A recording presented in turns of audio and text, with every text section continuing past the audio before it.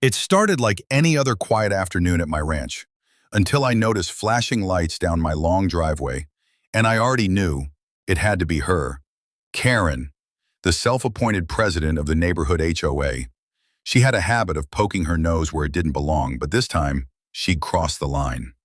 Earlier that week, I had been working with some military engineers on a classified environmental water flow test. They were using my pond, yes, my pond, because it was part of a long-forgotten military drainage grid from World War II. Turns out, my land still had rights tied to an old federal installation. But Karen didn't care about history. All she saw was what she thought was an illegal private pool. She stood on the other side of my fence, phone in hand, screeching, "This water is unregulated. This looks like a hazard. I'm calling the authorities." And boy, did she. Within minutes, sheriff's deputies pulled up. I came down to meet them at the gate, calm and collected. I handed over my ID and a letter from the U.S. Army Corps of Engineers. The sheriff read it, paused, looked back at Karen, and then he laughed. "Ma'am, you didn't just report a pool violation. You just interfered with a federal military water use site." Her face instantly drained of color. But it got worse. An unmarked black SUV rolled in seconds later.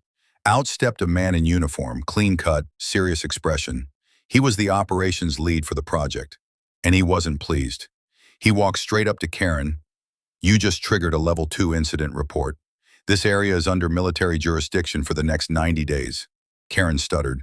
I thought it was just some secret pool with blue liners and jets." The officer didn't smile. "Those were testing buoys, ma'am. You just delayed a soil integrity scan. That's a federal offense if this had gone another way." Suddenly, she wasn't yelling anymore. She was apologizing. Fast. And me? I stood quietly, just watching her world unravel like a cheap HOA newsletter. She backed away from the gate, no longer screaming about bylaws and safety codes. The cops told her to stay off my property or risk charges next time. And the best part? That secret pool she thought was mine? It's now protected under a special military agreement. So not only can she never step near it again, she legally has to ignore it entirely. She tried to turn me in for a fake pool and ended up reporting a classified site to the federal government.